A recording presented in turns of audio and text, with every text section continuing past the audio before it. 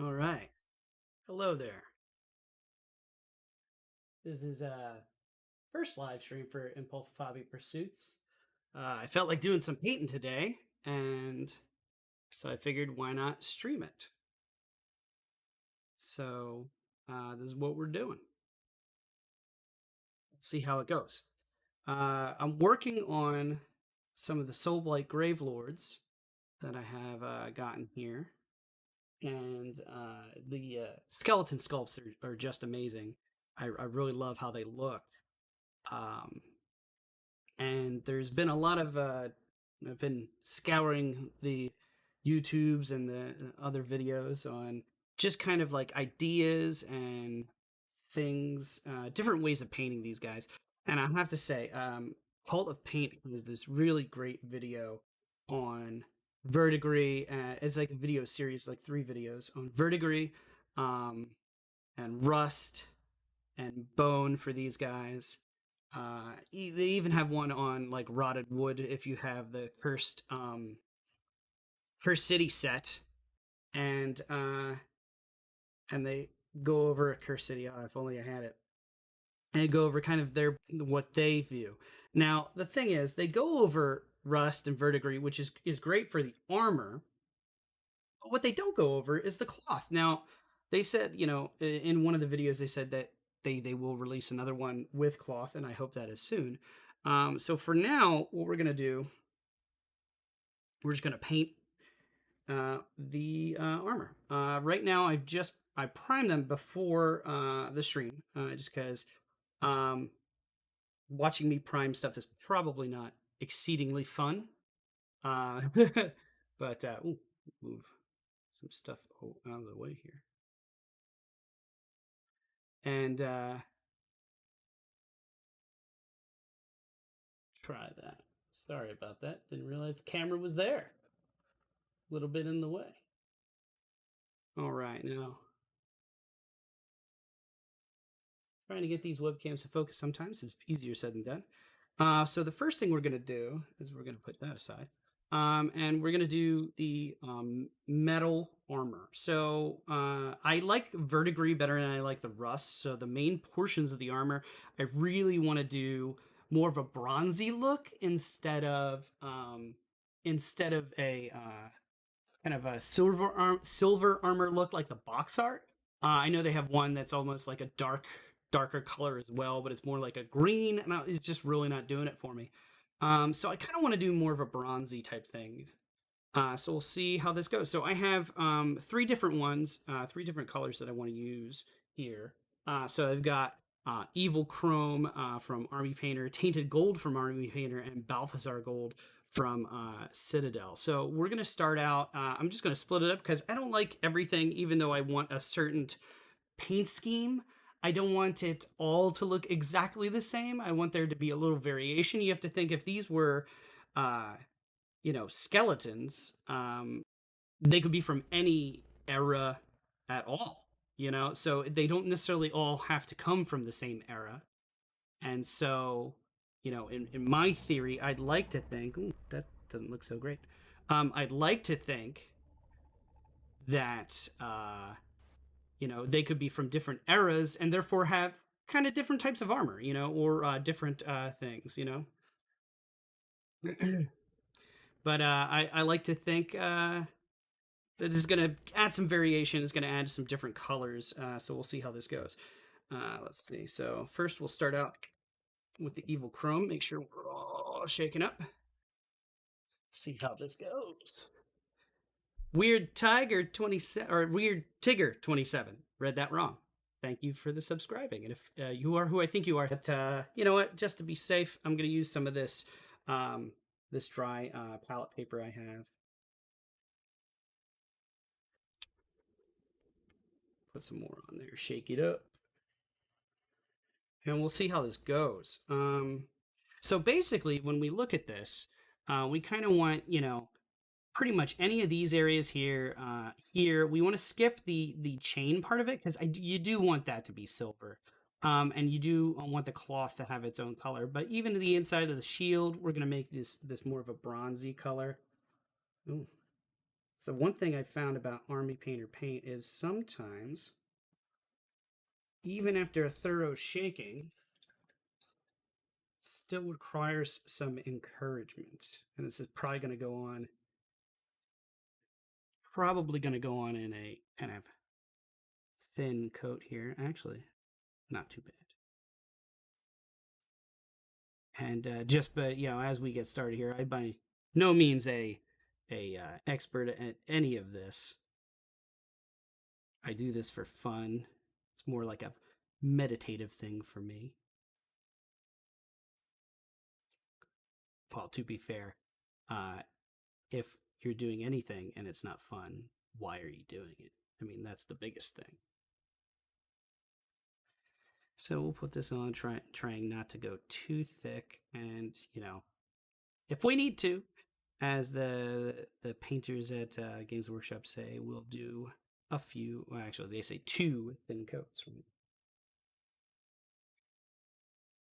Depending on who you're watching, sometimes they're like, add some water so it's not so thick and goopy. Or they say 2 thin coats. Although that was Duncan, and I don't think he's actually there anymore.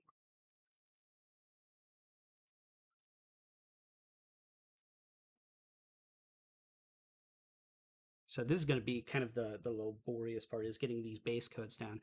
The fun part of the painting, especially these guys, is going to be when you go in to do the verdigris and you go in to do the rust. There you get to be a bit more artistic. This is very utilitarian. This is very and move you down so you can kind of see a little bit more.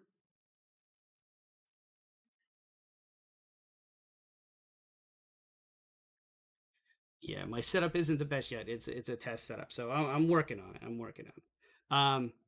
But where was I? Yeah, the fun stuff comes when you've gotten the base coats down, you've gotten that nice bronzy look without getting rid of all the detail by putting too thick a coats on, right?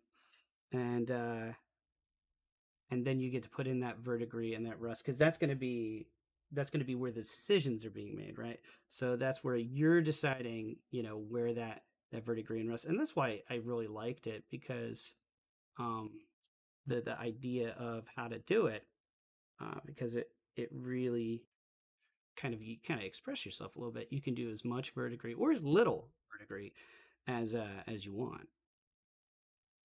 And they did, in the Cold of Paint video, they did a more of a bring these down a little bit so light on my eyes. They did more of a dark bronze, and we're gonna play with that too. So we're gonna, one of these bronzy colors, we're gonna mix a little bit black and see how that goes. It's getting darker. Actually, you know what? I believe I have a color that might do this right. I just gotta find it. Where is the color that I am looking for? That's the one I just grabbed. That is not there. Aha! Nice scale. So it's kind of like a browny black color. So we'll try that too. We'll put that with our base colors there, or base metals, if you will. That's nice and shiny there. So we'll wait for this to dry a bit before. We don't want to slop too much on there. We don't want to obscure any of that detail, but we do want to make sure that it is a complete coat of paint.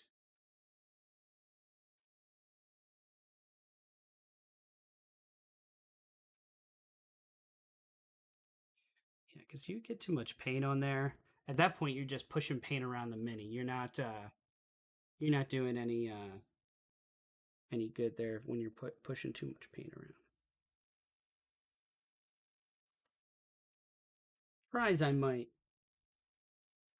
I am not a neatest painter, so odds are we'll have to go back in and kind of clear some of this up. But I assure you, uh, hopefully I don't want to assure you too much, but hopefully when we get done, they look good. I mean, that's really, at the end, it's that satisfaction that you're like, yes, I have painted this. This is something I have done. I am painter, hear me roar type deal.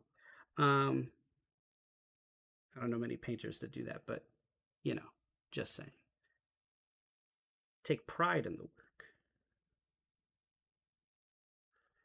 And even my like early painting that I've done on minis is nowhere good. And I don't necessarily think that my painting now is all that great. But it's one of those things to where I have fun. I like doing it, and you know, um, hmm? Does water help with that, or do you just go over it again before they dry? Or so when you're asking about that, when you're asking about water help with what?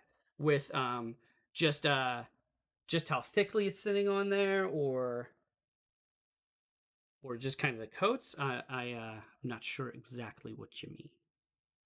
Water can help at least with fluidity and a little bit with coverage. So I added a little bit of water there, and it does help.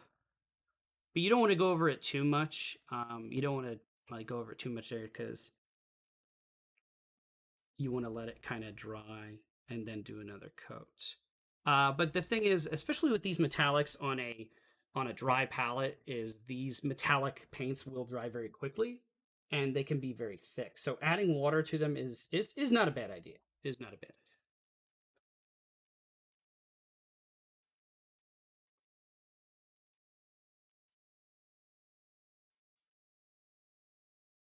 And what's nice is the shield area is kind of the first area to paint. And see, we don't want to go on too thick because then we start to obscure a little detail there. And we've got some great detail in these sculpts. I'll be honest, if you compare these, oh, you thought you were about it coding a moment ago. Oh yeah, so like so with coats of paint, water can help, um, and it can help with fluidity, and it's but sometimes you got to be careful if you put too much water in there.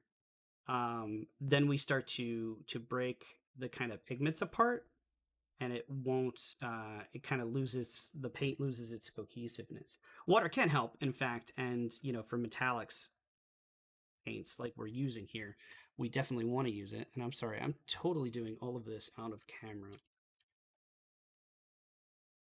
So so we want to make sure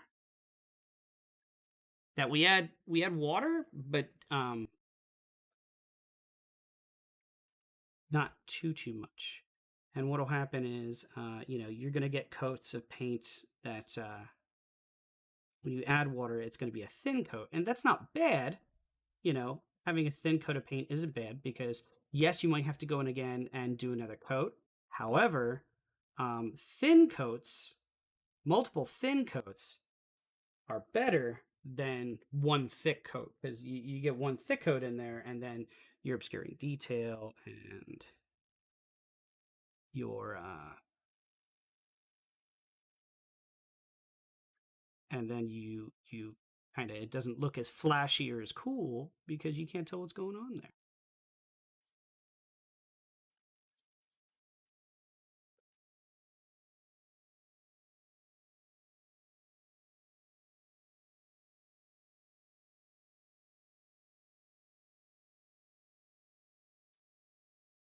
And I'll get people who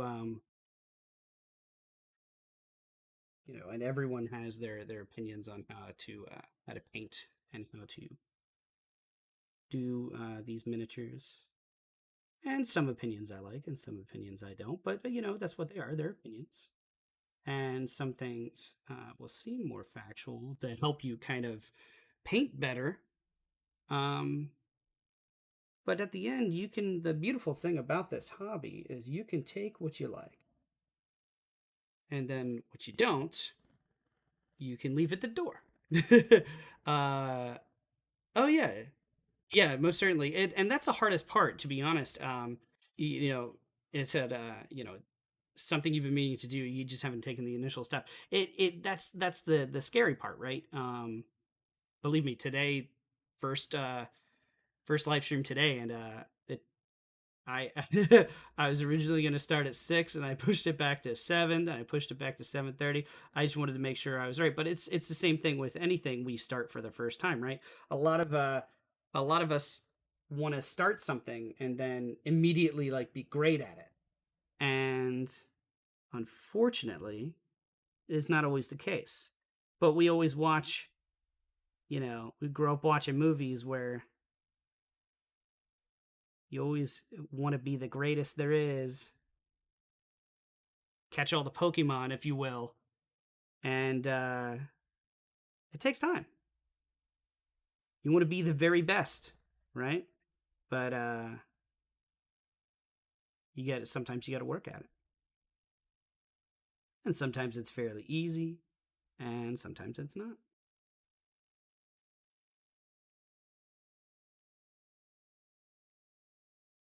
And you are welcome, by the way. Thank you.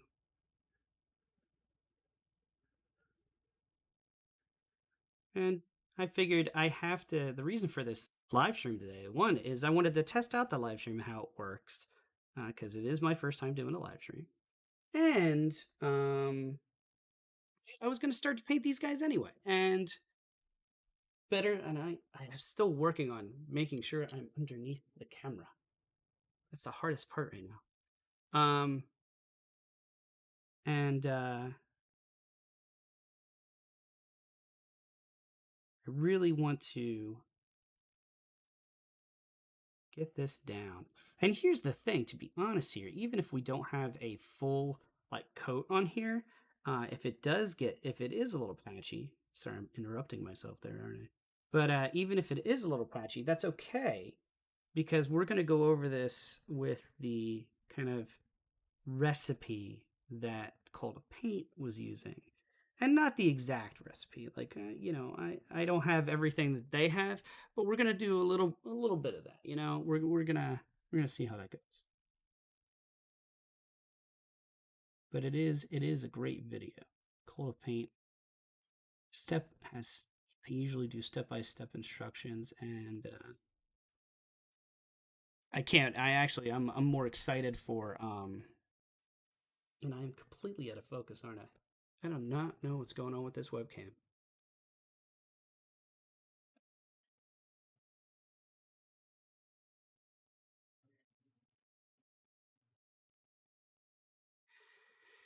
All right. We'll try. See what's going on.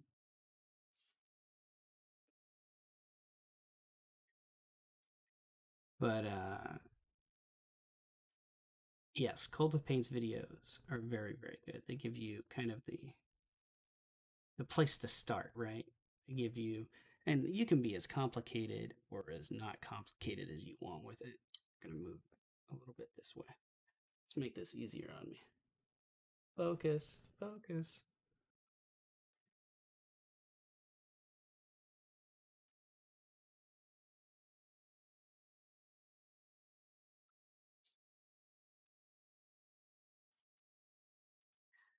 I don't know how I feel about this particular bronzy color. This is the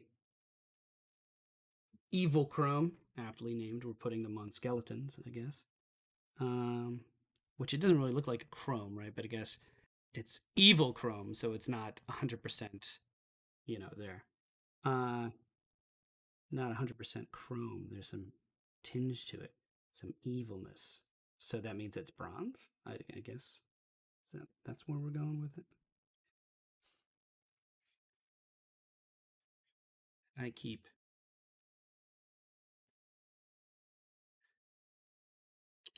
gonna have to move this camera so I don't keep putting this off camera.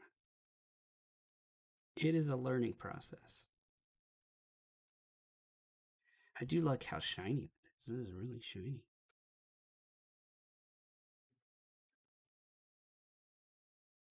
They talk about that in the cold paint video for the recipe that we're going to be using, about how much they it's not about slapping rust all over something. It's not about slapping verdigris all over something. It's about balance. And so there's going to be parts to verdigris that rub off and are buffed off and look possibly shiny. Because verdigris is a little different than rust. It's not going to completely eat away at the metal. It just kind of sits there on the surface. So if there's a chance that part of it was buffed away or something like that, you know, there's a chance it might look a bit better in certain areas.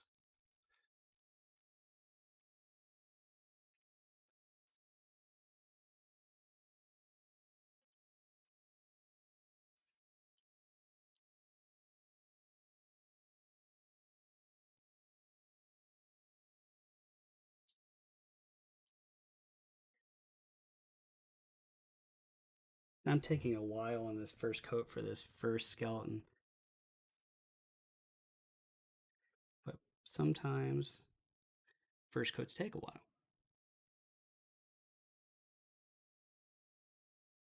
Now, like I said, if it is, a little blotchy, that's okay. Because we're going to come in and we're going to do that recipe for the verdigris. And that's going to cover up some of that as well. Not that we shouldn't try and get a nice coat on. We should. But it is not the end of the world if we don't.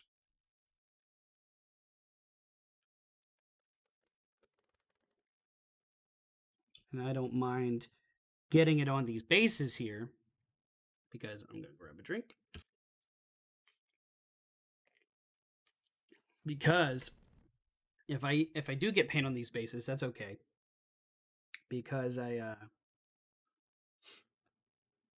these are temporary bases. I'm going to use a combination of homemade bases, like I got some snow bases. I like variety in my bases, so I've got some snow bases. Like here, I got this like tree, and this was handmade. And I know it's hard to see because it's white and there's a little high contrast here going on, but lone tree here for kind of a more of a regular non-snowy day, if you will. But I also am gonna mix that up, with some non-tree bases, like this one here,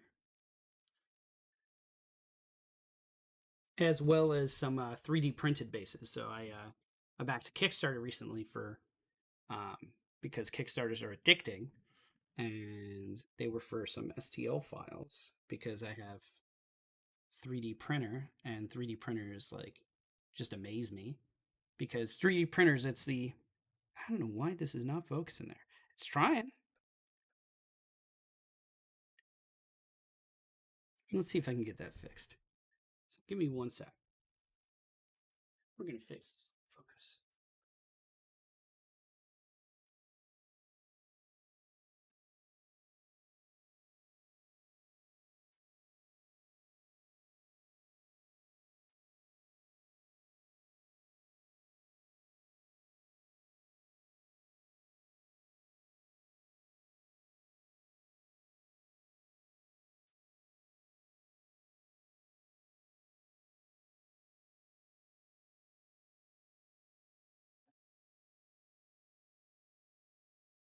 Well, that's really out of focus.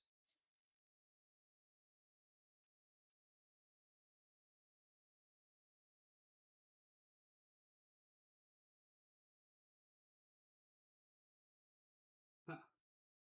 So we'll try and figure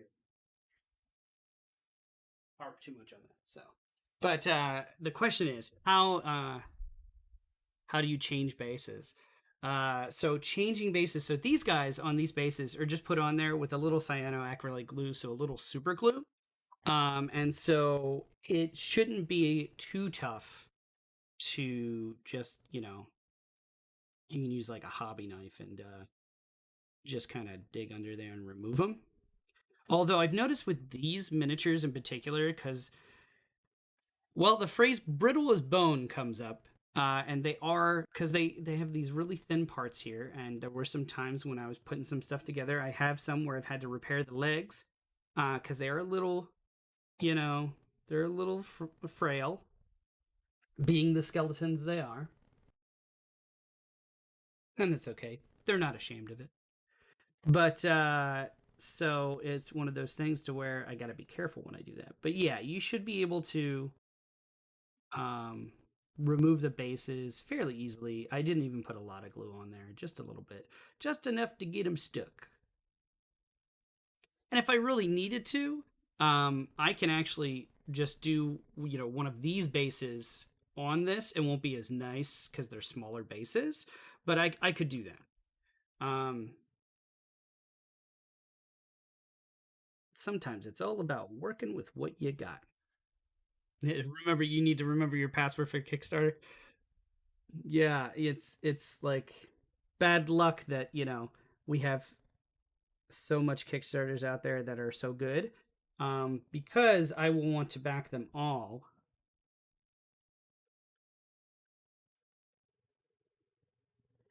Especially things that give you a massive amount of STL files for like 3D printers or something like that, because then it's on. Then it's like it's really nice because you're like, oh, I can 3D print all these minis. Like if I could pan over to here, I would show you, like, I have a table full of miniatures that are already primed and ready to go, but I got these in and I was so excited for these that I was like, no, no, no, no, these are what's next. Screw these other miniatures that I've 3D printed myself, created. I've created, like, when you print things, it's funny because you feel like this is something out of nothing. I have created these out of a liquid. They are now a solid. I am a god. But but it's I saw that these were coming out, and yes, I paid money for them, and I think their sculpts are awesome. That's not to say that the sculpts for the 3D printed minis I got aren't awesome. Um, they're awesome too, just in different ways. And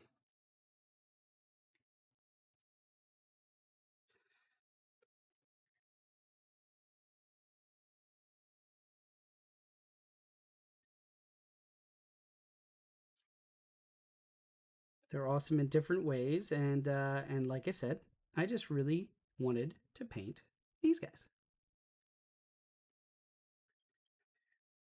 And I might get through all of these and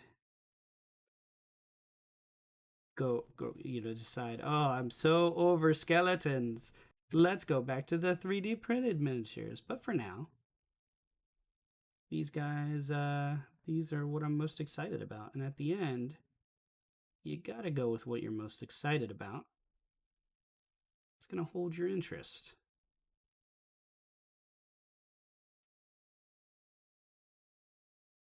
And the reason we're doing the metal on these first is because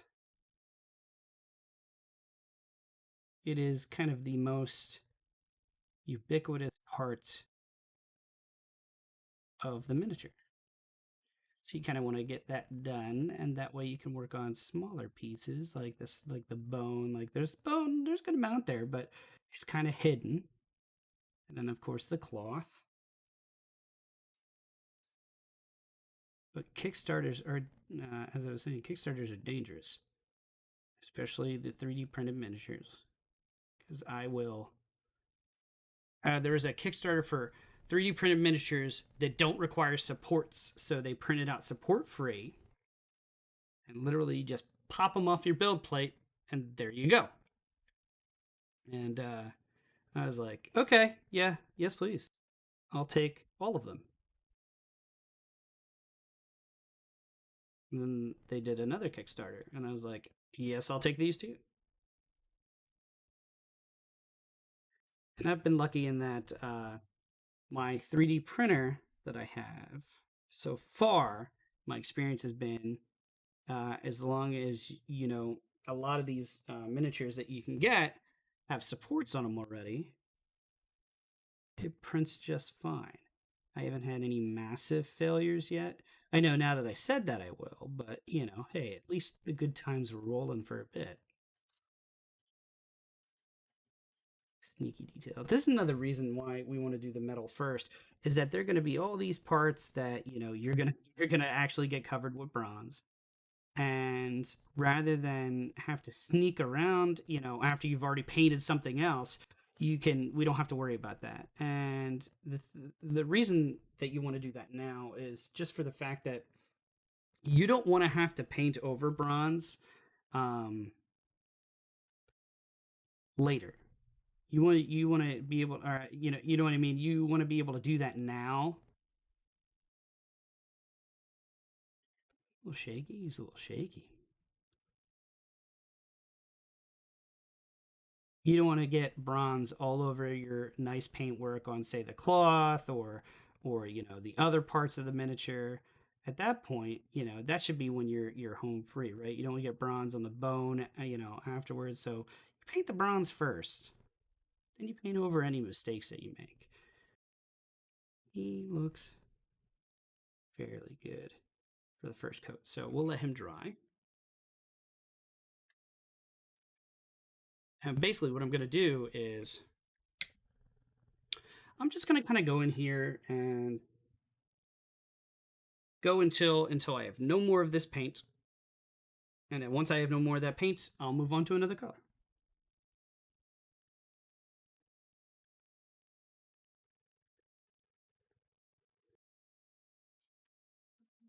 But so far so good.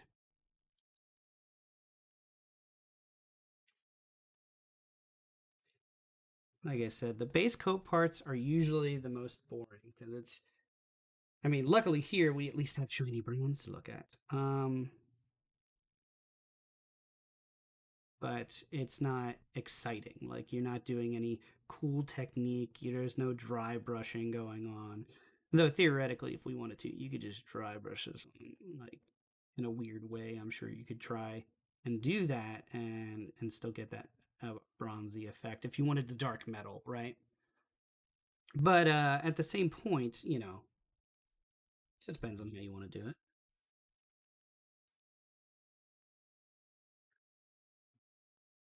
And again, doing that bronze first, that way you don't have to be really precious, about like how accurate oh, watch out, don't hit that, or don't hit that, or that's my freehand that I did on a banner. You don't have to worry about that because there's nothing else on the mini that's been painted really.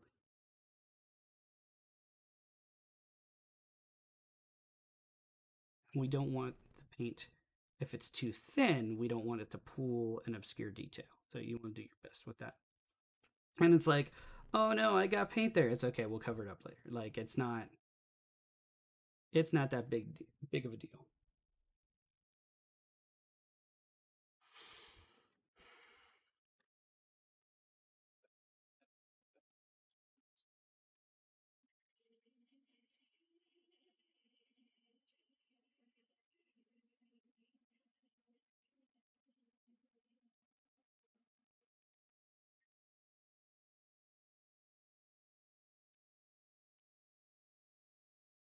And of course, when we get to finer detail, we'll either use smaller brushes or and smaller brushes aren't necessarily always the answer. Sometimes it's the brush with the finer point. Sometimes that'll serve you better than a smaller brush. And the reason for that is smaller brushes hold less paint, and they hold less paint. Like it's not as they hold less paint. It's harder. Steer. It's harder to actually paint with those smaller paintbrushes because they hold so little paint that it dries up almost like instantaneously, and you're left wondering, like you're left trying to get into a very small area, but all your paint's gone because it's dry. So that's why sometimes, again, you don't need a small paintbrush. You just need one with a very fine tip. Now, my paintbrushes are probably like not the best condition. I do my best to keep them nice, but they could be better. I will acknowledge.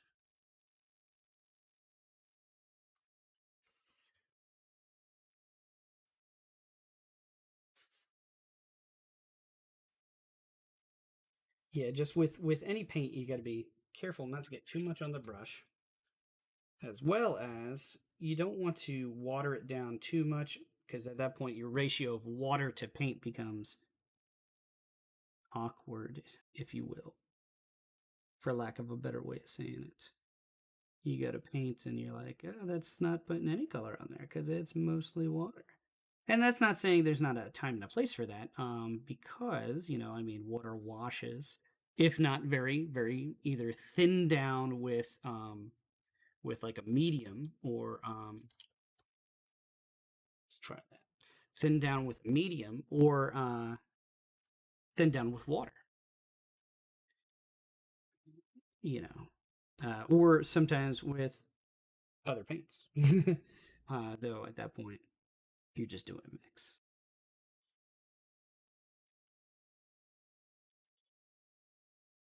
But my hope is that these guys will look really cool at the end. And you know what? You know, someone's definition of cool, my definition of cool might not be someone else's definition of cool. But really, it comes down to what pleases my eye. And it may not be the best painted miniature in the world, but that's okay. Because this is like, it's like, for example, I used to be a runner and I didn't run to beat anyone else. That wasn't the point. The point of being a runner was to go against myself and see if I could do better um, every time.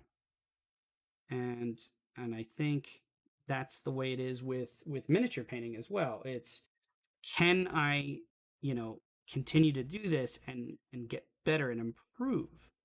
And just like with running, sometimes you have good days where you crushed it and you had your best time, and other days, like you're like, wow, I could have done better. And believe me, I have miniatures where I was like so sure I was excelling, and then you compare it to the older, previous work, and you're like, wow, no, no, no, no, I could have done better. I have that skill.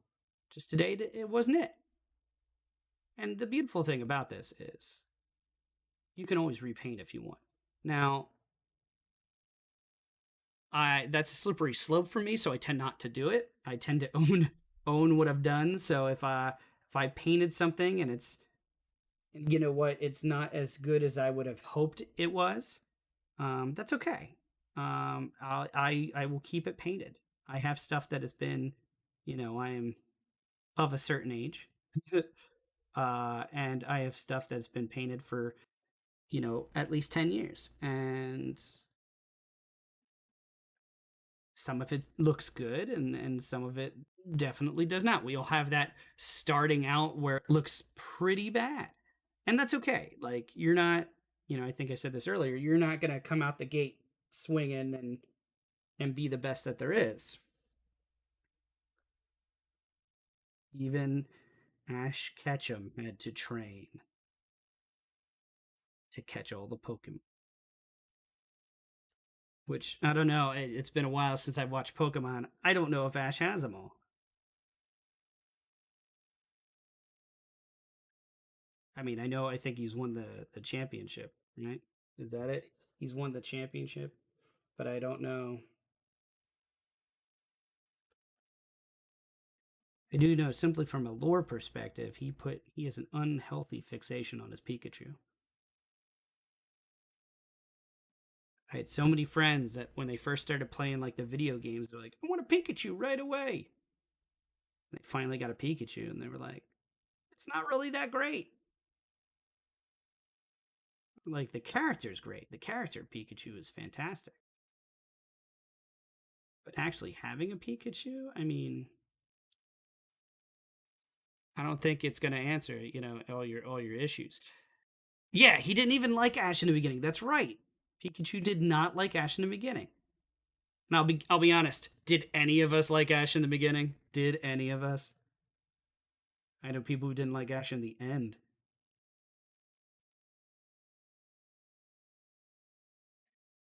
But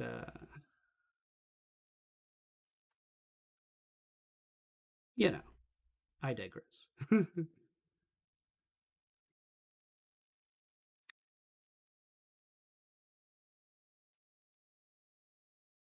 He keeps moving to different regions, so I'm not sure if you ever caught him. Right? Like, yeah, I do. Who knows? Who knows if he caught them all?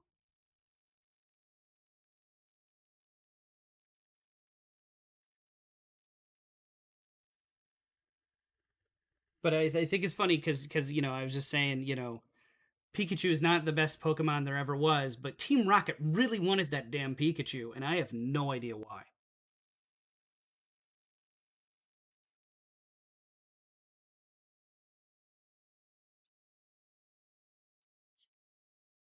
I really don't. I have no idea why.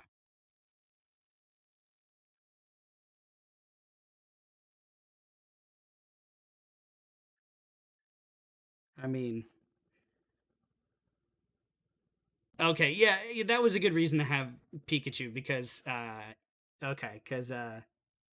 followed you around in Pokemon Yellow. Yeah, that understood. And I think obviously the creators of Pokemon saw something in the Pikachu, kind of like an Elmo thing where they're like, okay, yeah, no, this is good, we can work with this. Um, toys and Pikachu, that type of stuff. Um, and Pikachu is still insanely popular. I mean, hell, we had a Ryan Reynolds movie where he was the Pikachu. I mean, who would have thought that was going to happen? He's Pikachu and Deadpool. Just don't tell the kids that. Deadpool says bad words.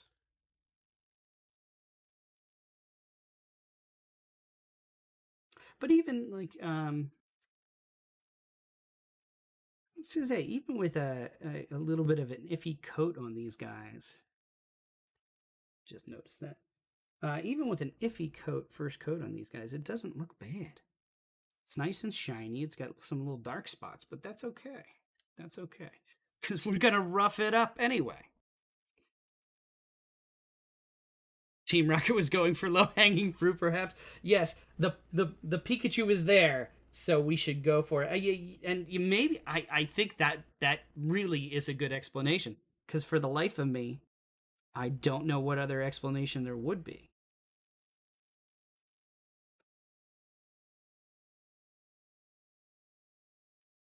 I'm sure there are some Pokemon experts out there who will know,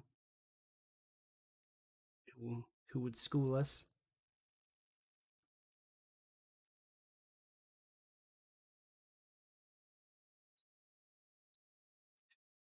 And it's my own fault, but now the Pokemon theme song is running through my head, and I can't sing it because copyright. But what are you gonna do?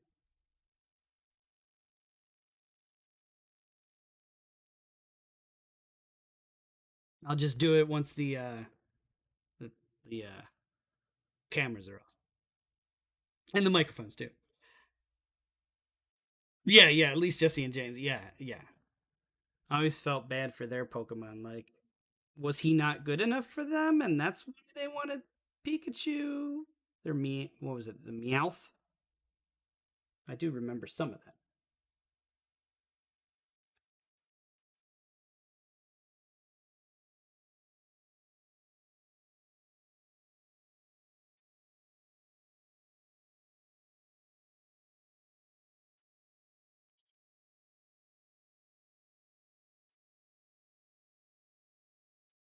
Sorry, I keep being off camera with this.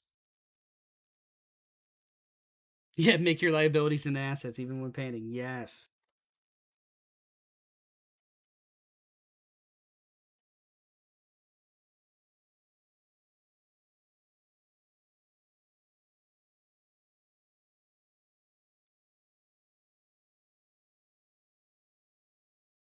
very much so.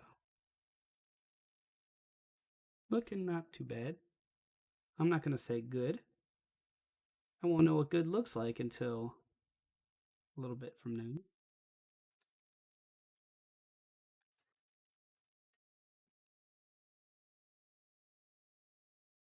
But yeah,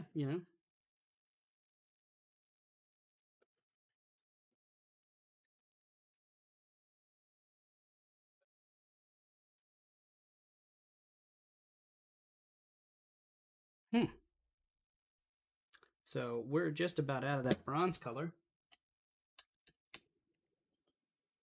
So let's go ahead and move on to another one. So that was Evil Chrome.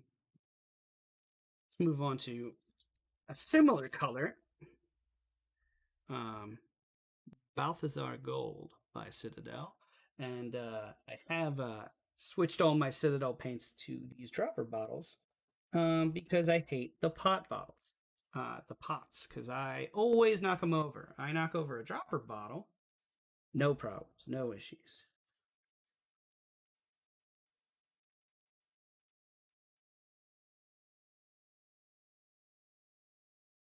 Let's see how this goes. Now, this one is definitely a rich color. I like it.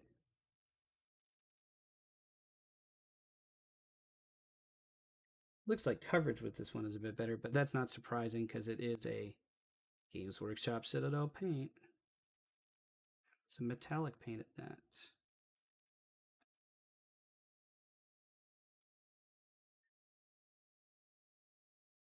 I don't know why I'm doing this in my hands. Just do this.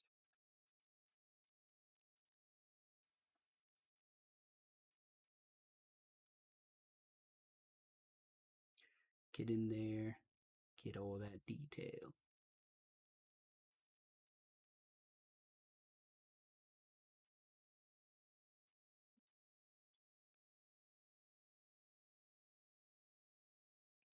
This seems to be going on pretty smoothly, which is nice.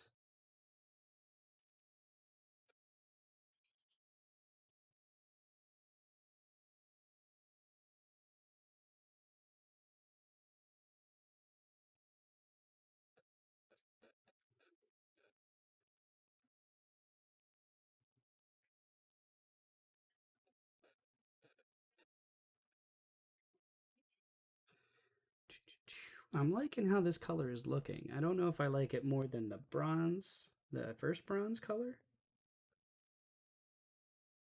or I don't. This one's like more of a reddish, so I don't know how the verdigris is going to look because the verdigris is more like a green, but we're going to see. We're going to see.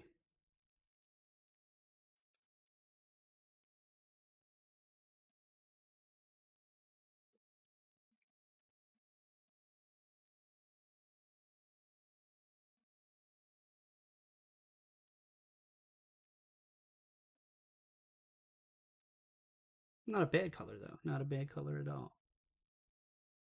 Really picked it because I love the name Balthazar Gold. And of course, the kind of general tint of it was nice.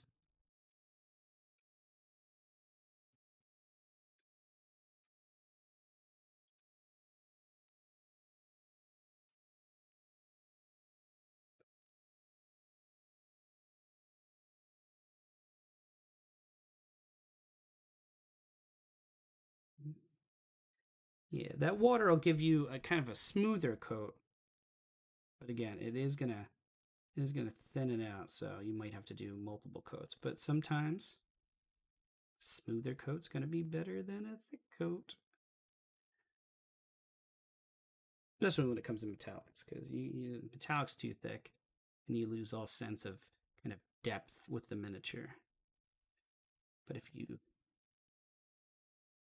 thin it out too much, then you've just got this area of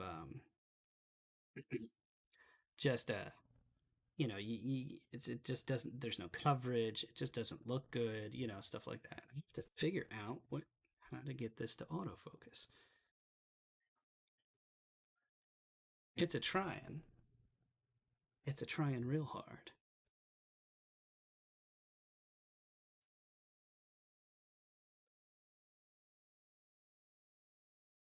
Be honest, I could probably just use better cameras, but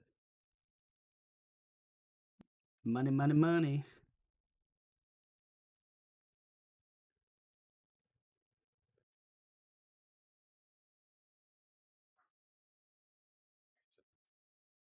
Kind of like this color.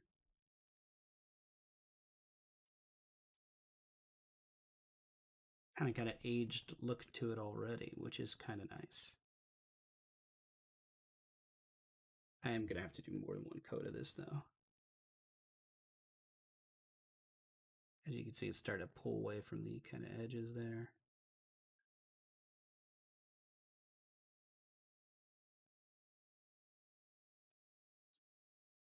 How did you get there? Huh. Oh well.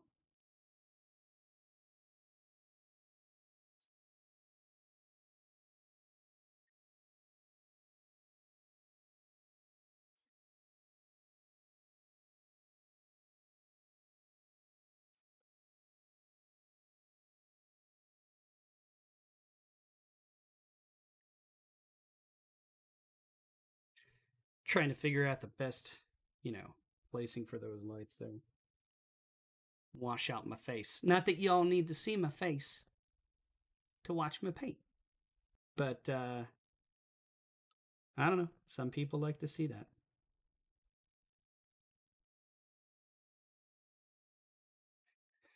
If you're adding water, do you just add a drop or two to your palettes? I'm assuming you would want to add it. Oh yeah, no. So basically, what we'll do is looks like I stopped there for a second. Did I stop? Am I still going? Okay, so sorry, it froze on me for a second. So as far as that's concerned, yeah, you just want to add it to the palette. So if I have it here, maybe I'll just dip my brush in the water and then add that water in using the brush. But that way you're not adding it to the paint itself, and you're just adding it to the paint that you're going to use in the moment. But that's not to be said that you can't add, like, say, a thinner to paint. You wouldn't want to necessarily, add water to a bottle of paint. Um, but sometimes paints will get thick, and what you can do is you can add like a medium, like a matte medium. There's a few different kinds. Um, there's a few different kinds, and basically, um, once you add that, uh, it kind of loosens them up a bit. So like if your paint's like dried up in the bottles or something, you don't have to get rid of it. Like there's a chance you might be able to get it back. That being said, it is a chance. It's not 100%.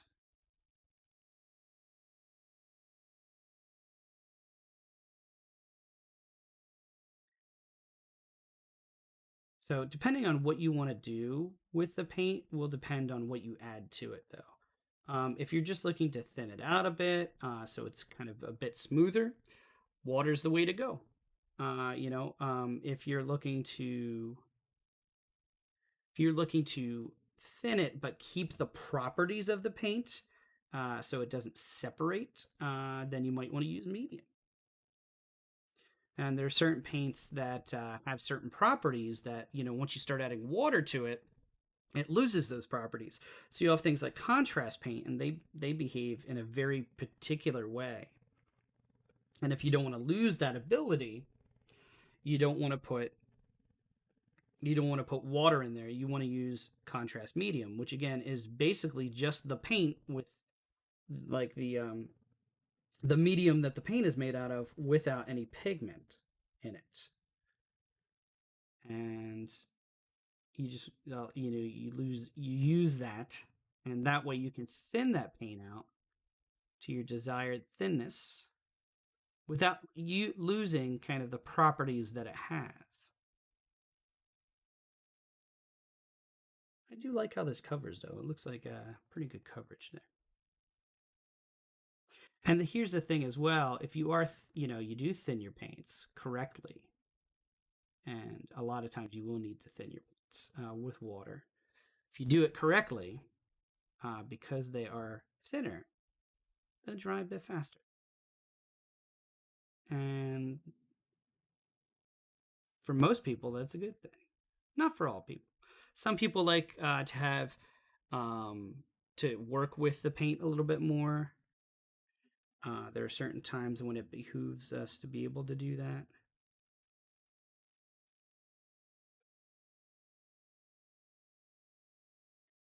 But not all the time.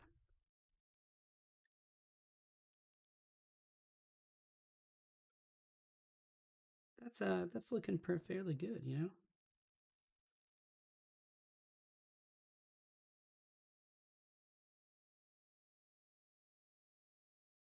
But at the end of the day, I am not really a like a master painter or anything. I know a bit. A lot of it I've learned from, other YouTube videos, which have been extremely helpful. Ever since this, pandemic started, my abilities or at least knowledge about this subject has increased immensely, which is nice. But there's a difference between, knowing and doing. And so I'm really trying the doing part because what can happen is, at least, and it's good to know your faults, or not your faults necessarily, but your behaviors as a painter. I will get to a point sometimes where I am knee deep in miniatures, right? I'm knee deep in painting these guys. Really liking how it's looking, right? Really liking how it's going. And I just get into one part to a certain point, and I just think to myself, I just want to get these done. Like, I just want them to be over with. And I have to be careful with that. And I know that. I know I do that. I have to be careful with that part of me because that causes me to rush.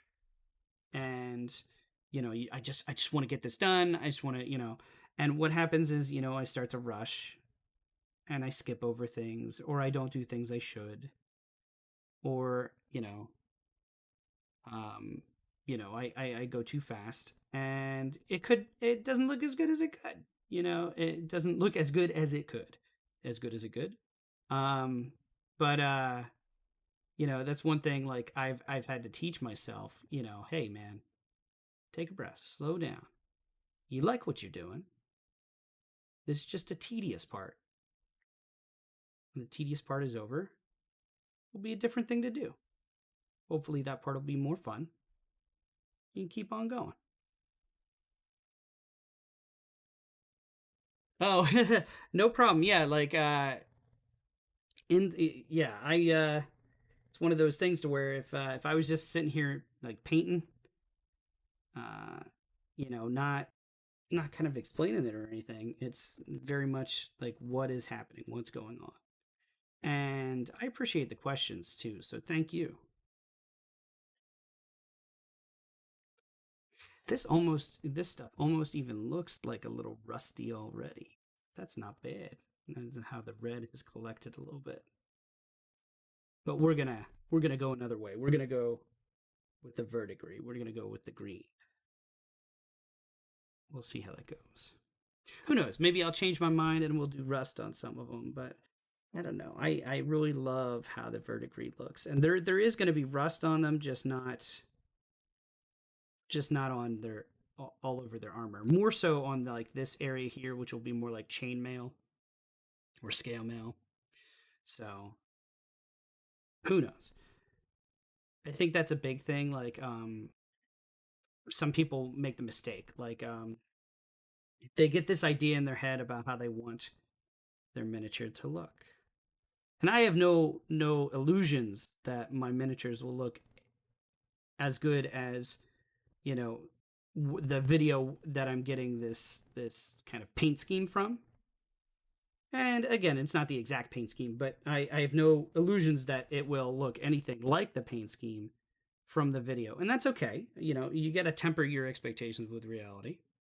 Um, but it gives me a nice starting point.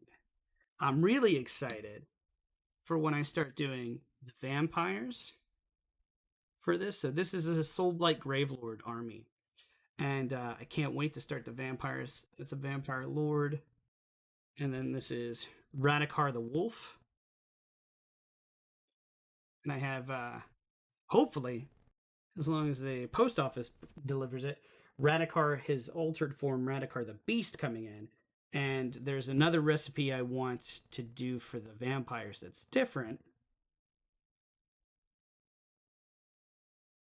That's what I was talking about. See, right there, too much paint, too much paint. That's what we'll do.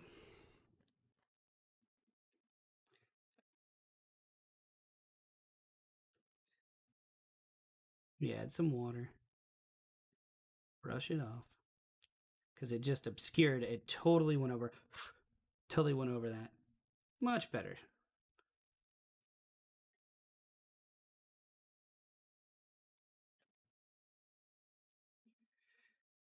And what I might do as well is, as in here, you can see like different pieces of bone and stuff sticking out. So what I'll probably do is I'll probably paint that bone first before I start on the rust and the verdigris. Only just so it doesn't interrupt my painting of the verdigris or the rust. But some people, they come in and they're like, I'm going to paint something that looks exactly like what I've seen, or like exactly like the box art, or something like that. And one, I'm like, why paint like the box art? Don't limit yourself. Some people are, or would say that's not limiting. They just want to, they just like the way it looks, and that's what they want, and that's fine, and that's really fine. But for someone to be like, I'm going to get to look exactly like the box art, and not to temper those expectations when they get finished, sometimes that can be disappointing because it doesn't look like the box art, right? It looks like however they painted it. And, you have to think, Games Workshop, the guys who painting these models, these miniatures, have been painting them for a very long time.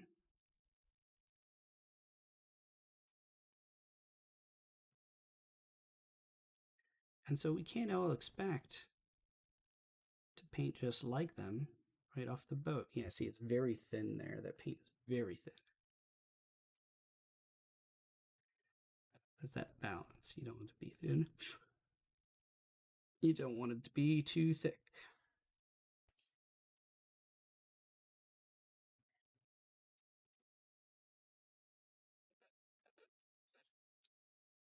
A little shaky there. Like I said, they are as brittle as little skeletons can be. Which is why I'm glad I'm not like dry brushing them or anything, because that's just break them right off their little legs. That would not be good.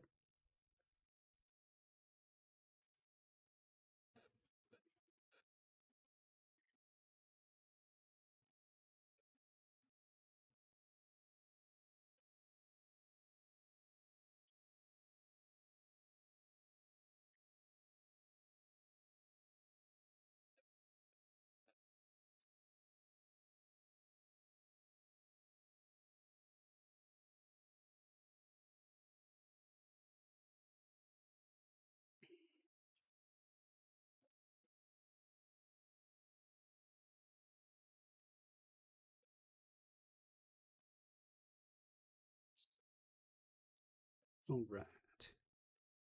Looking fairly good. He's a little thin there in the back, but hey, sometimes as you get older, it starts thinning in the back.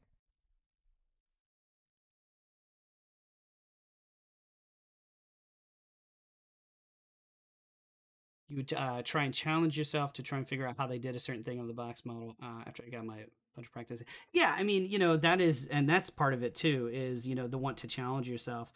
Nowadays, what's nice is that Games Workshop, they have a lot of videos on their YouTube on how to do this, which is great.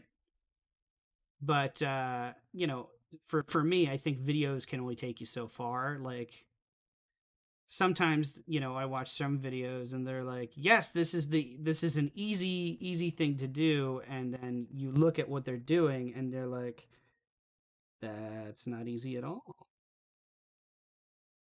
That looks very difficult. And they're like, no, it's easy, and it's not. It's definitely not all the time.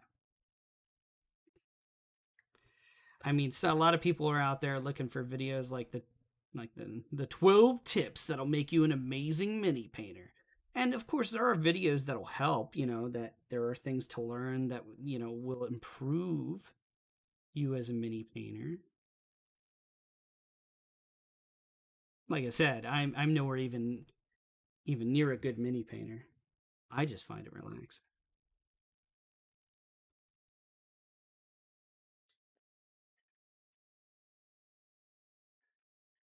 And sometimes I know technique, and sometimes I'm lazy. And like I said, it's good to know your faults as a painter, but it's good to know your faults in order to set your own expectation of what you can accomplish. Not that you can't challenge yourself and push yourself, um, unless that's your problem. Unless that's your con to your pro, is that you push yourself too much to try and accomplish things that you might not be able to. But it never hurts to stretch yourself to say, hey, I want to try this new thing. I mean, that's what I'm doing here, you know? I'm saying, hey, I saw this video. I really like how this was done, and I want to do it. So there's that.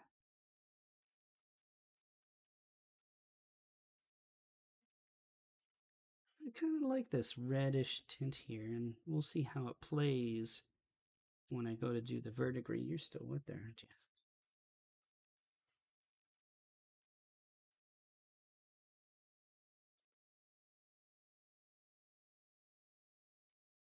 And that's part of my impatience part of things.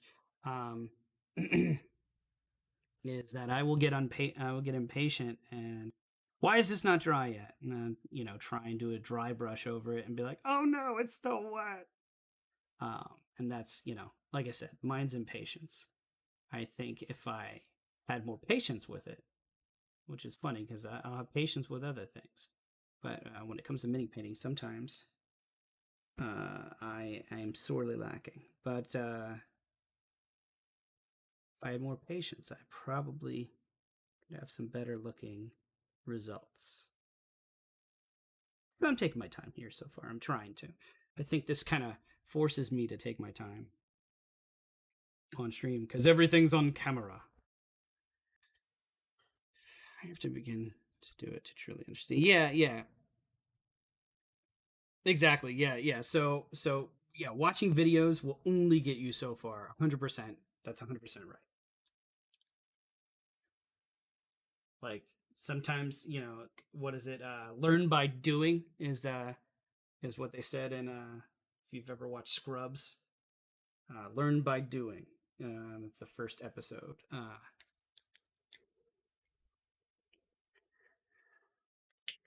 All right, so that's four down for armor.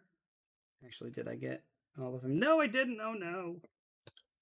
So we can't move on. We can't move on. We gotta finish out his armor.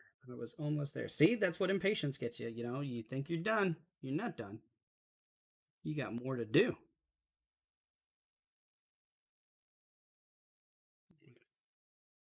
We'll print this down a bit because it's a little thick.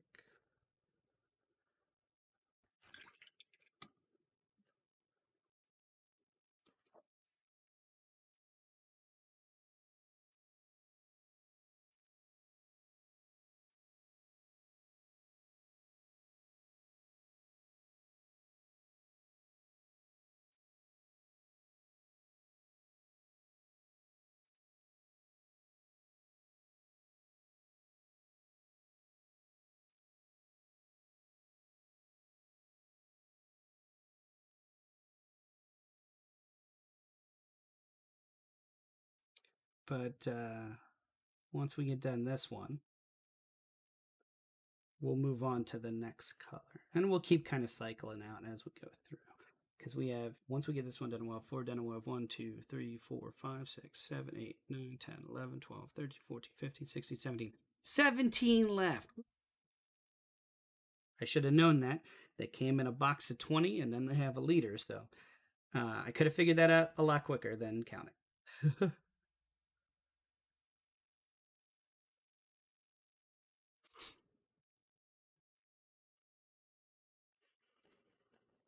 I think the hard part of this, and it's for me too, is there's a cost of entry here. And what I mean for mini painting, and what I mean that by that is that there's a cost of entry as far as knowing. First of all, these are expensive. All of these minis are expensive. If you 3D print them, they're still expensive because you had to get the money to buy that 3D printer somewhere, right? Um, You didn't just trade a computer for it like I did. What? Uh, so there's a cost of entry,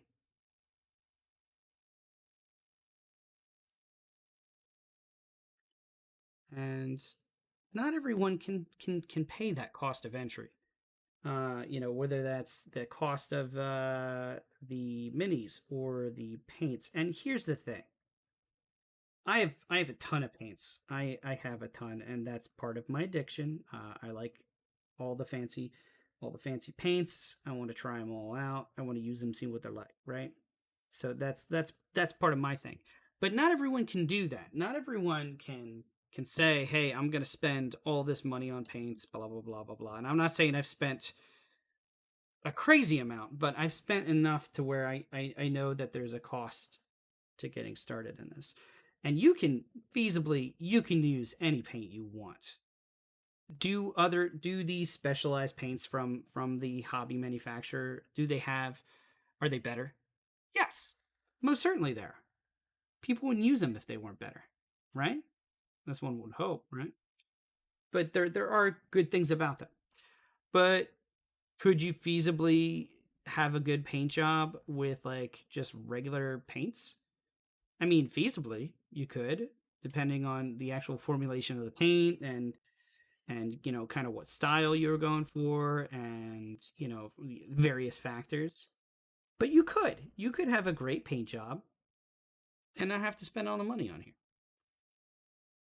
But you're gonna there's gonna be that money divide, that money dip somewhere, whether it's the models, whether it's whether it's the paint, whether it's the brushes. And I say if you want to do the models from the manufacturer, little bubble there. If you want to do models from the manufacturers like Games Workshop or any of the wargaming stuff, spend the money there. Spend that money there because you can get paint and you can get brushes anywhere, and you can have if you're just looking to have fun painting, or if you really want to war game, if you really want to play with those characters. I just like painting. But if you really want to play with those characters, spend the money at the at the at the in your heaps of plastic, right? For these guys, don't spend the money on the paint if you got to choose. Because I've had fun painting miniatures that have nothing to do with wargaming or role playing games. Like I said, 3D printing's great, and you can get some cheap 3D printed minis on Etsy or something like that. That's cool. You know, obviously not. Don't go to a recaster who's like making Warhammer on their own. That's not cool. That's a copyright infringement. But making third party minis, yeah, like you just want to paint. Let's do it. I don't care what you're painting. If you're having fun, you're having fun. Um, but if you wanna have to put money into something and you want to play the game, then yeah, put your money towards the mini. So we're moving on to our next one, which is going to be Tainted Gold. Tainted Gold.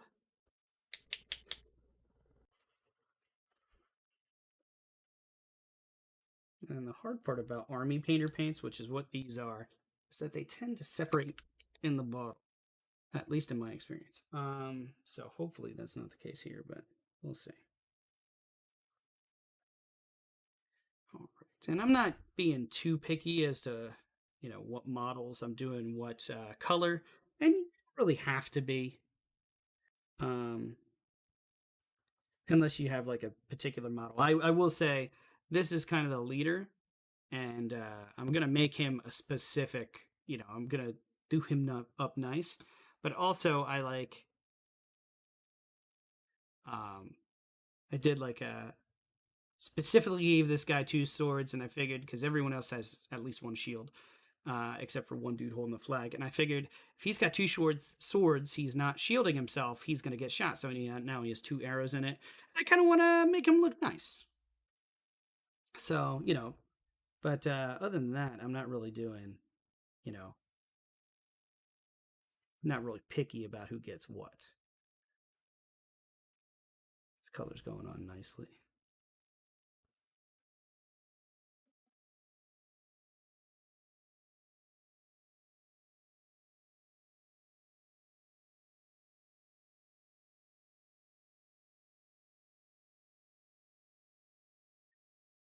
I like to think that this is a tainted gold. It's like a sickly gold color. So it's not like that shiny, like I am a knight in shining armor gold. I don't know why I almost went German there. Um, but very kind of like very much a tainted gold, what it's called. um,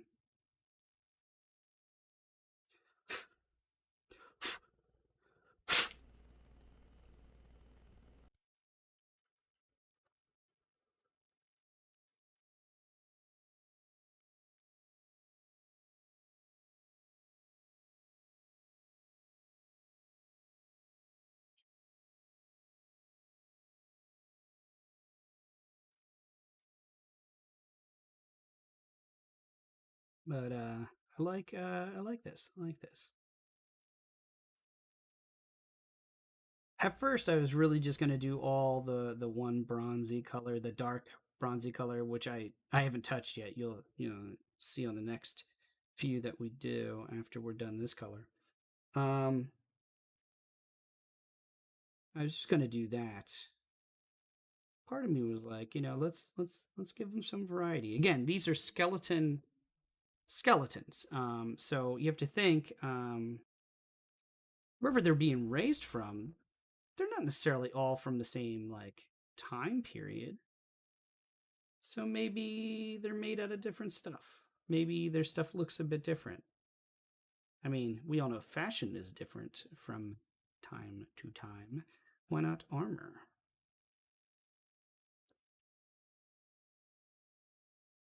It's covering fairly nice.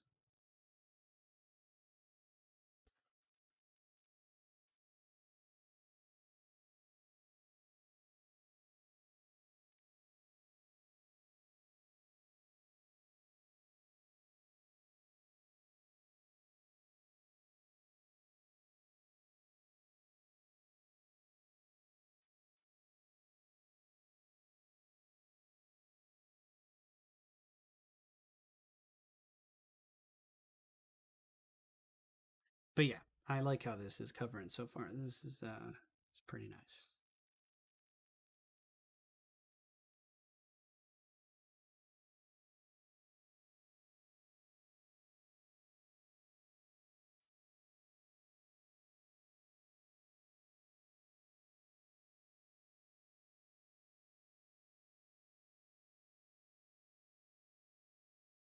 So might have to do more than one coat here, and that's okay.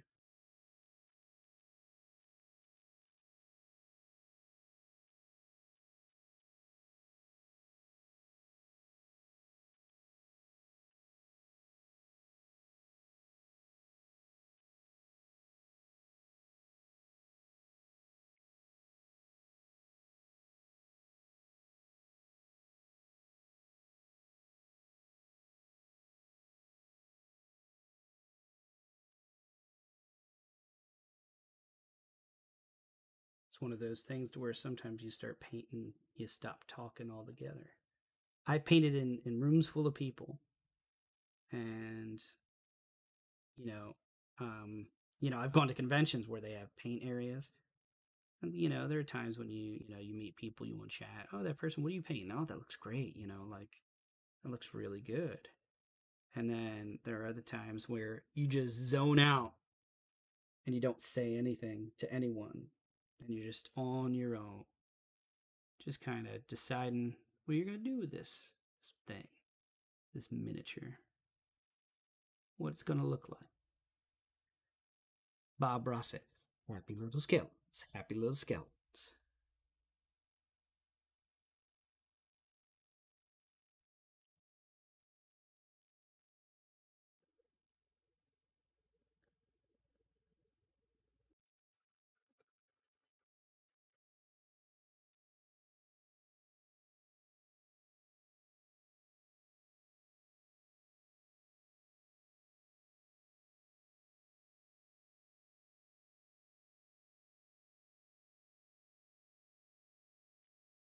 I should try not to do that though, and do that phasing out while I'm doing a live stream.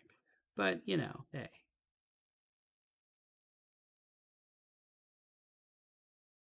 do what I can. No, that probably shouldn't have been gold, but it's okay. It can be fixed. We're just at the beginning here of this paint job. It's these things are going to be what makes each skeleton different than its predecessor. Is this base coat right here? Once we get done the base coats,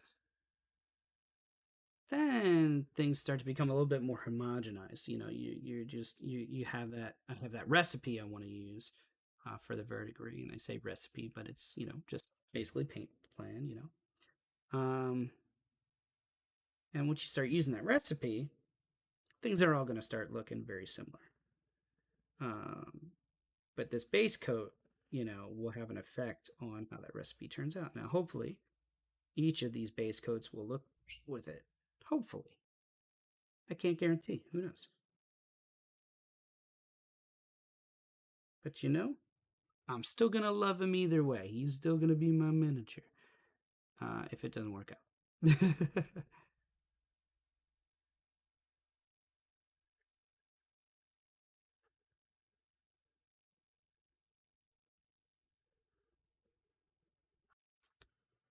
He's looking fairly good. There's that sickly tainted gold.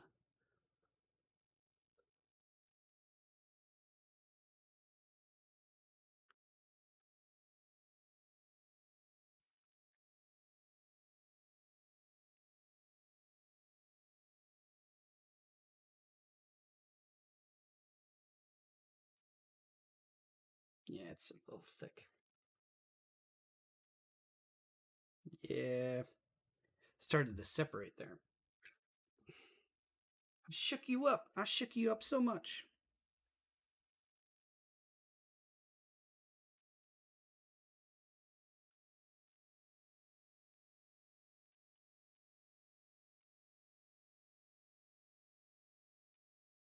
So yeah, we'll do this verdigris on this gold. And then the skeleton can be mad at his boss who gave him his armor because it's not real gold, it turned green. I'll have to go to the skeleton union and complain.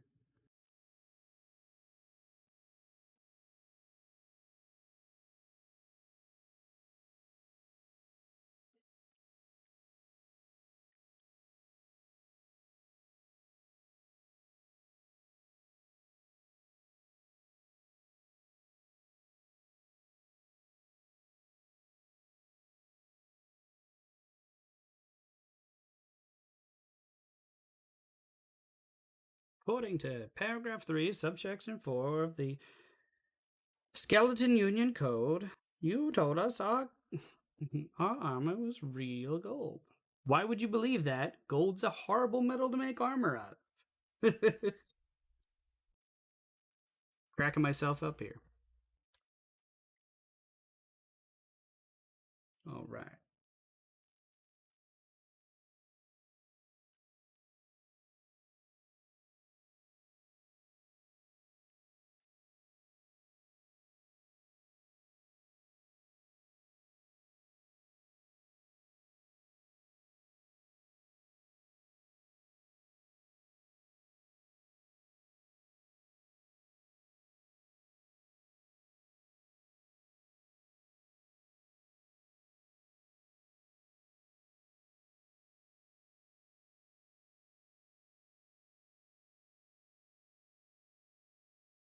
Mm-mm-mm. I do like how this gold is. I'll be honest, I'm not a fan of the color gold. Uh, when I was in high school, oh, many moons ago, we had all these kids doing gold class rings. I wound up doing some sort of like pewtery black class ring. That was edgy. Listen to my new metal. Listen to Metallica. I'm edgy. And, black stone on it. Everyone was like doing their like all the girls in high school were doing their birthstones. All the guys were doing some sort of like it's a picture of an eagle. Yeah, gold is too soft for armor. Correct, correct, correct. And that's why these guys would be very well, their boss would be very weirded out that they would complain about not having gold armor. He's like, I think I thought, hey, yeah, I thought you would be happy that you don't have gold armor because gold armor is crap. But maybe these were ceremonial guys, and so that's why they have gold. Who knows? I mean, they're skeletons now, so armor's probably not doing too much for them.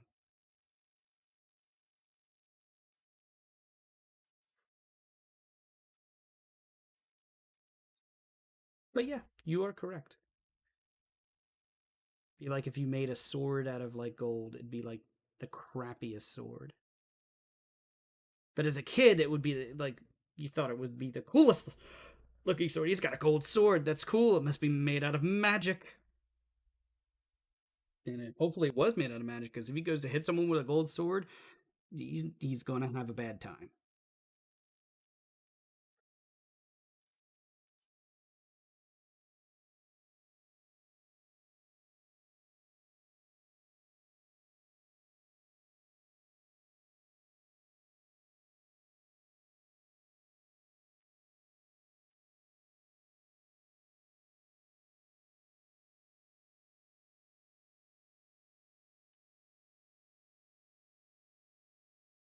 Plus, I like that this is not a pure gold color.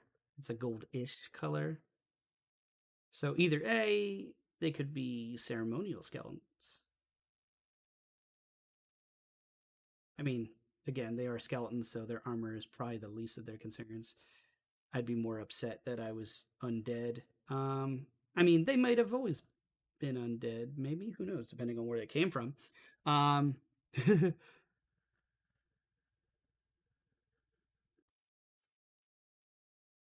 yeah, there you go. Yeah, maybe you're right. Maybe it's magic that makes it look gold. I like it. It makes it all shiny.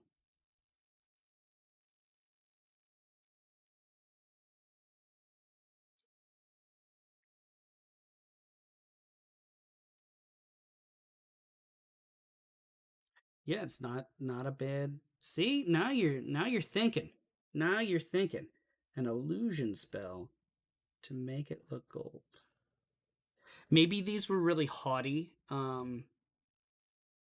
These were really haughty um skeletons, or their master was, and he's like, I want my skeletons to be the finest looking skeletons that have ever been, that have ever shown anywhere.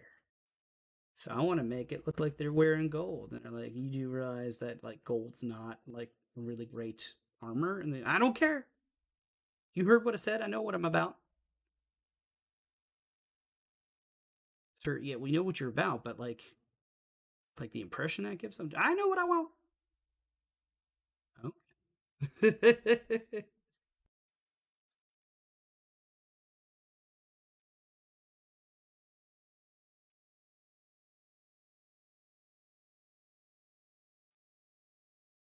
I know what I'm about.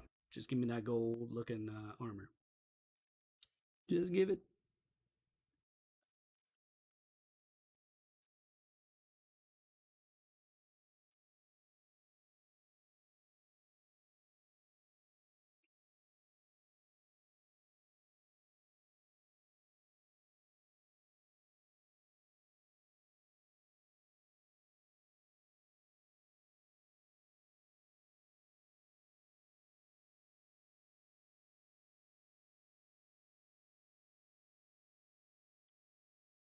And the good news is because these are just, straight out of the bottle paints. If I, have to go back and do a second coat on these guys, that's okay because I don't have to mix any paints or anything to do that. Again, that's why you want to do this first because easy to kind of fix or go over if you need to.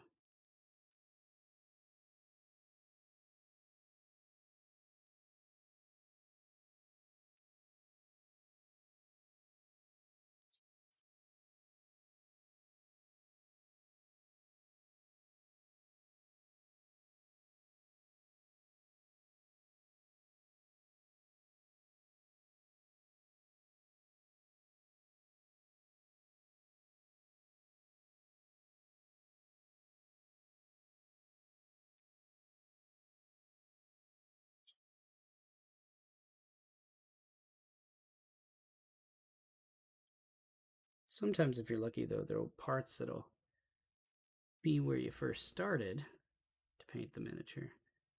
That'll be dry or dry-ish, so you can add a little bit more. You gotta be careful though. It's where my impatience gets me. We've talked about this.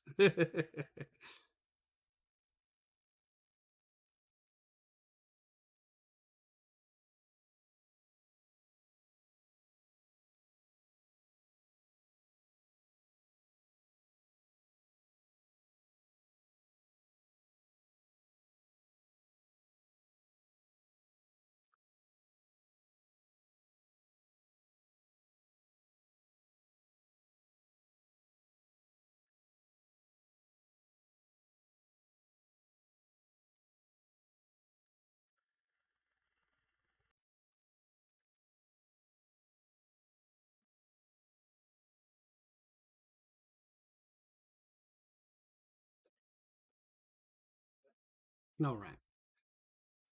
So now we're going to move on to the last of the metallic colors. And once we're all done that, we'll take a look, see how they all kind of look comparatively. The last of the one is night scales. Talking about a night scales. Shake it up. This one's almost like a brown black armor, which could serve us well. We'll see. Which one? Who do I want? I pick you.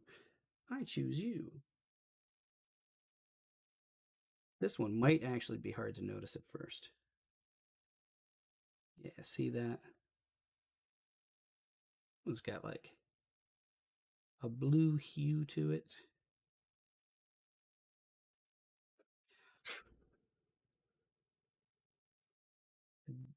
Dang if it doesn't cover very well as a black paint would.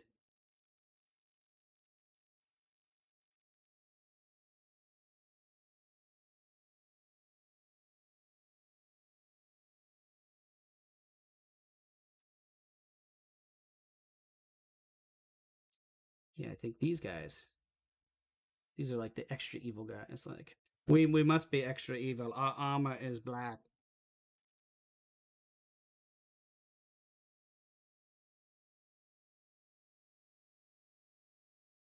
I like the look at that. So we may have a contender for what I want to paint the boss one. And the dude with two swords. Because I love how that looks. It's an interesting look there.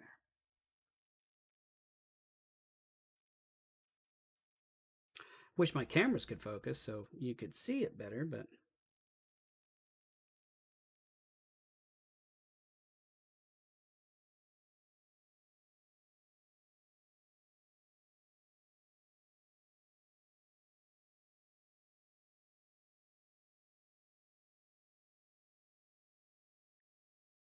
I need a drink.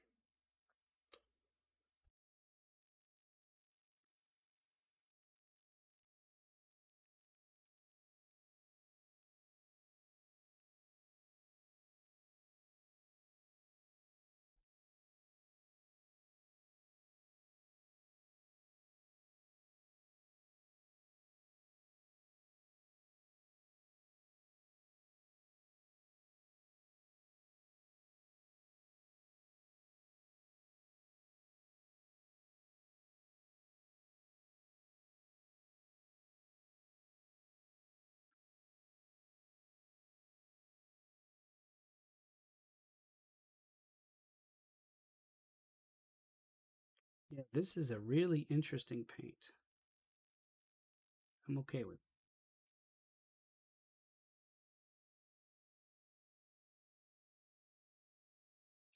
What's nice about this one is you really don't know if it's a bad coverage paint because there's black underneath it. So you could probably make a lot of mistakes with this paint and have it still be okay. Not saying that you shouldn't fix your mistakes if you have them, but this could help. Just saying. There's a lot of people out there that don't like to do metallic paints. They want to do non-metallic metals, and I think those miniatures look great. However, as we've established, I can be impatient. And non-metallic metals, at least in my experience, watching their videos on how to do them, it takes forever. And if metallic paints can, help me speed things up with this and still look good, I'm going to use them.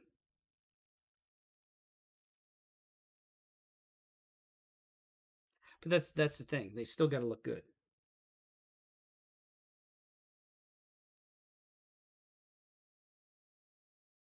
So I think what we'll do is we'll get done with this color.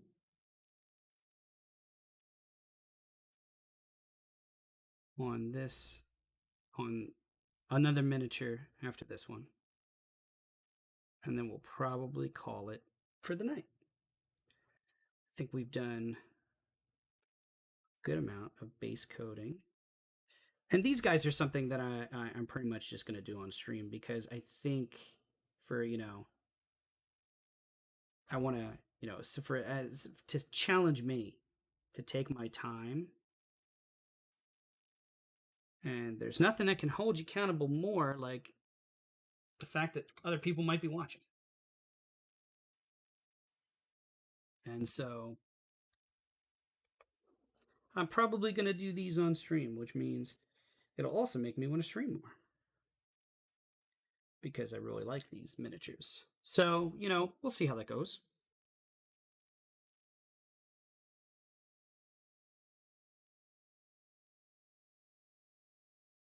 Yeah, see, this is what I was talking about. Sometimes things are not shaken up correctly. Especially with a metallic paint, you'll go to paint. By and large, oh no, it has a different look to it almost. It's almost a blue tint. But I think that that'll calm down once it dries.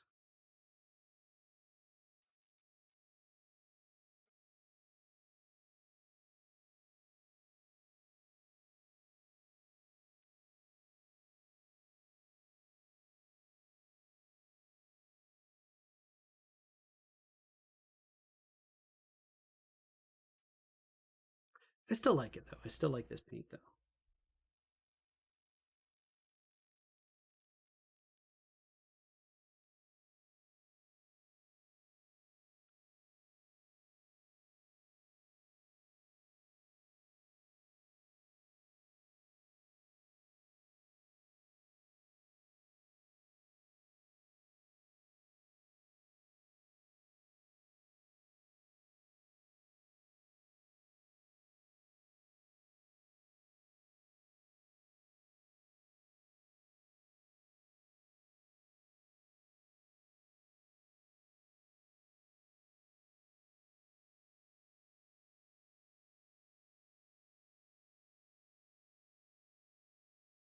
Even with the little blue tint, which, let's be honest, it didn't heat first, but hey, paints, they mix, they unmix. And especially with metallics, you'll get metallics that look one way, in the light and another way in another light. It happens. I think it still looks nice.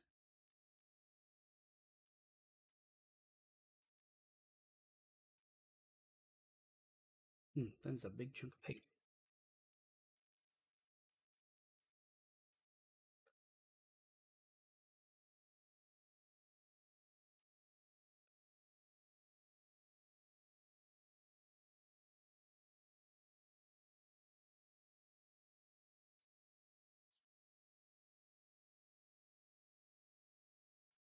Do you like how this is looking?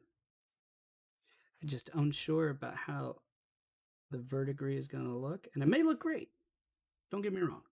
It may look great with what I'm going to do with it later. Or it may not. And we'll find it out. Like I said earlier, even if it doesn't look great, I will still love him. He is one of my miniature kids, so he will be loved.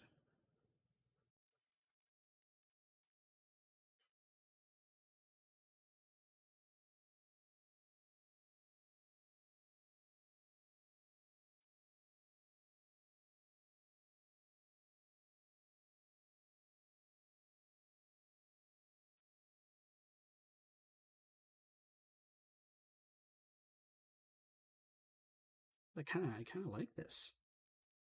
Interesting paint. I haven't really. I got a whole bunch of Army Painter metallics, and I used all of them. I'll tell you, I like how that looks.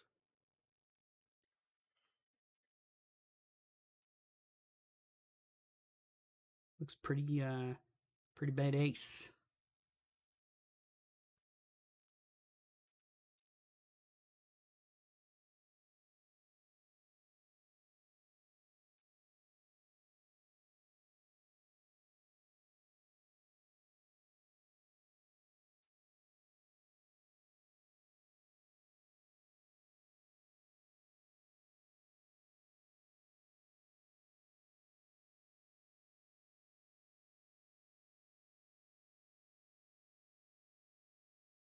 Sometimes the problem I have is details with a miniature. Like they're so detailed.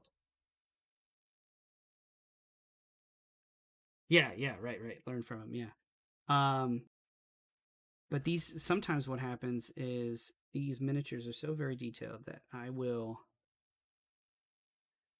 miss something. Like I'll notice like, oh, I painted like almost all of these, and that one dude, oh, I forgot to paint his leg or something, and then I have to go back and paint his leg. But that's why, like, basically, what I like to do is, so once I get done all of these base coats, I go back, ensure that I've painted anything that needs a base coat, and that way, hopefully, I double check myself, and if I am missing anything, I can go in and fix it. Um,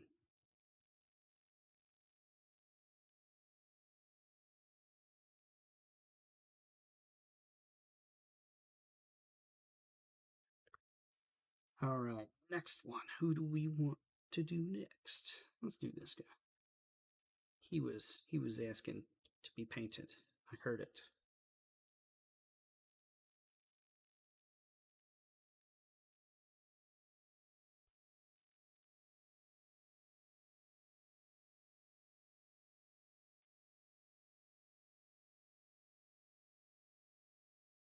Yeah, I really kind of like this. Yeah, it's weird because on the bottle there, it shows a brown color, and I could see if it was just a black color and you were kind of doing the brown just so you had contrast and you could actually read the print or whatever. But this is more of a blue that I'm getting from it. Now I don't know how it looks on camera, so it might look blue or it may not.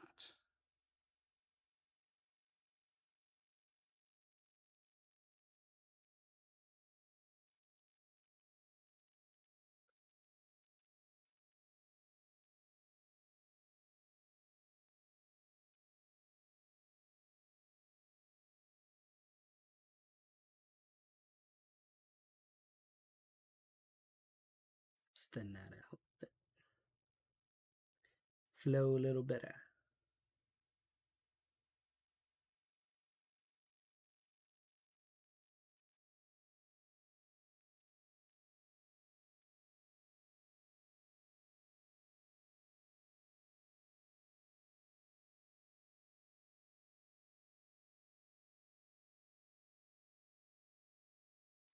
Now I am gonna do some kind of regular metallic. Well, I say regular metallic, but they're all metallic paints. But some like silver, not silver, but like steel on the weapons. Plot twist: it's brown when it dries. Right. That would be funny if it dried and and it dried brown and be like, wait, this looks totally different. Oh, what's going on? By the way, hello, Kat. How are you?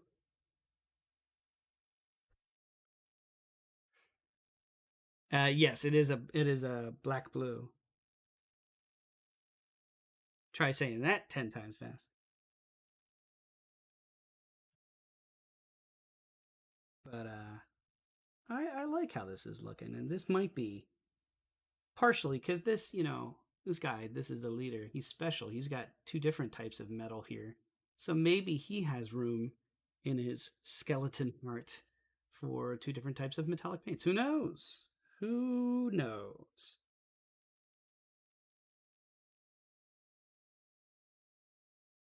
These base coats are going fairly well. Liking how they're turning out.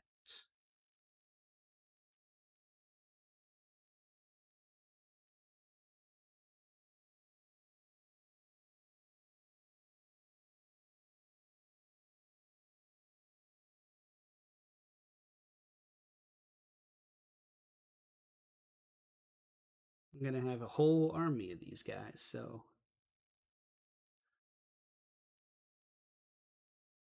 who knows how this is gonna turn out. Hopefully good, but if not, learning experience. Happy little skeletons.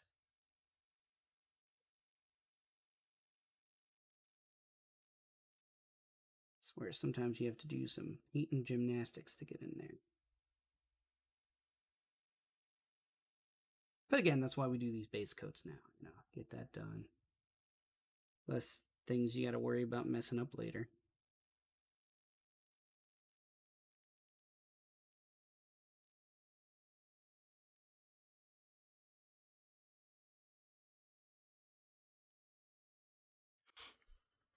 But yeah.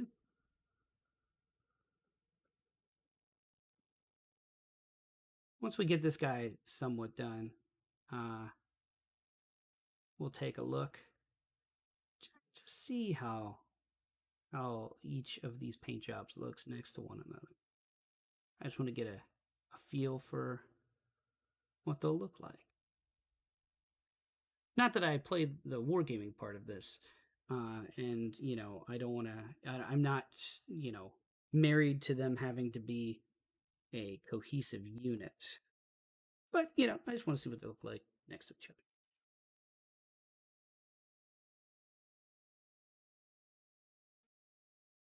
I do like how this looks, though. That's a nice.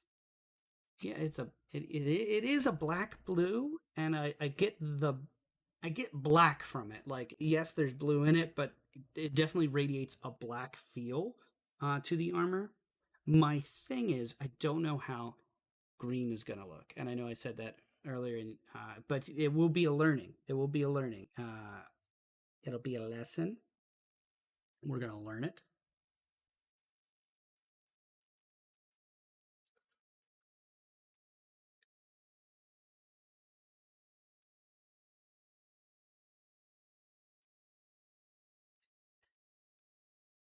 And we'll learn it together. All right, so here we go. Let's see. I think you need more here.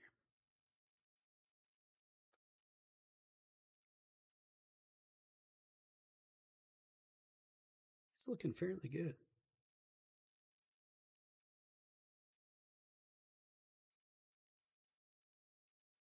Hard part of this one is because it is a darker color and we are painting over black.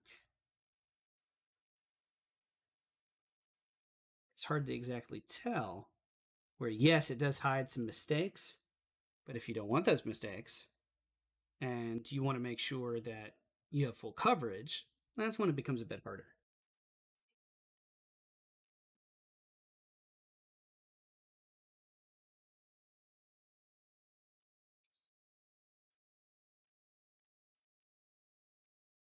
All right, so let's take a look. So we've got 4 different paint jobs, and this is just the first of many steps. And we've gotten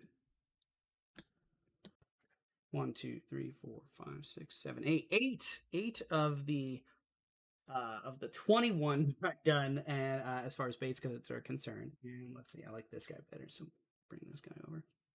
But these are our 4 base coats so far, and I have to say, I like the variation. Yes, the black is pretty much the most startling, but I have to say, I like the difference in the colors. I think the bronzy ones, these 2 here, are more of the actual guys who do the fighting. The gold guy here, he's the ceremonial guy. He's the guy that guards the king, right? And these guys in the black armor, well, they're the special forces. They get in unseen, although they're shambling skeletons, so they're probably heard, but it's hard to see them. Um, I like this. I like this kind of variation, and we'll see what the weathering patterns will look like on them if they'll show up. I think they will. They'll show up fairly nice. But yeah, I think this is a nice kind of like I said, I wanted some variety with them. I wish I could get them actually in like focus for you.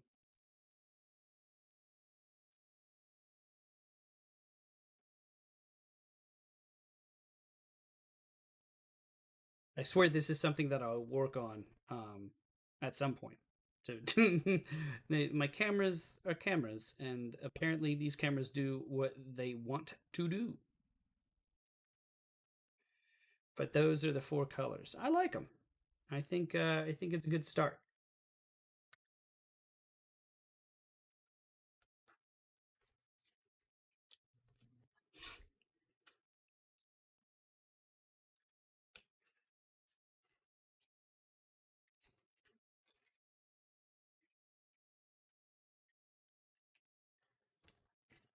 So what I can do is start to pair off these guys. Let's see. These two are doing this. These two are doing this. So kind of because I know I have four colors to work with, so I can start to say, okay, well, this is who's going to be what.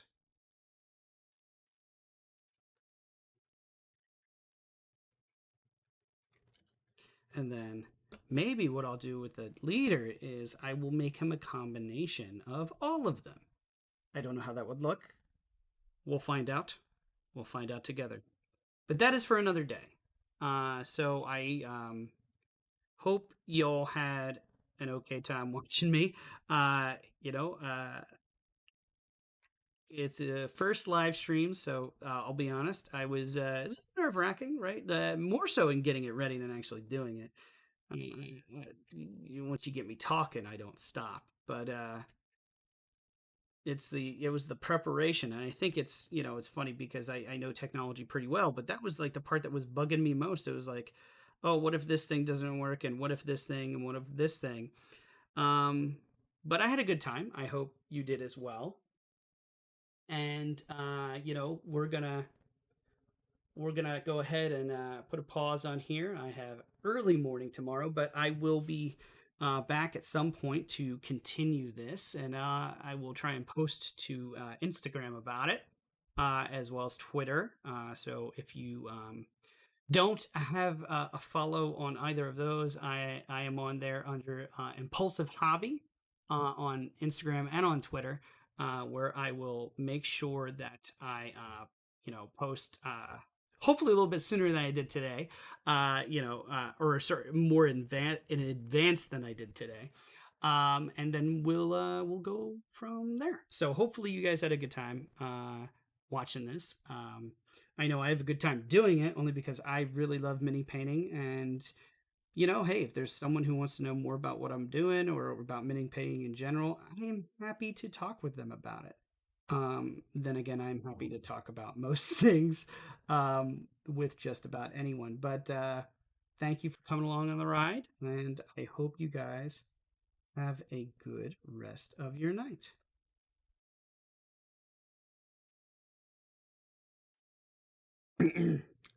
So, bye.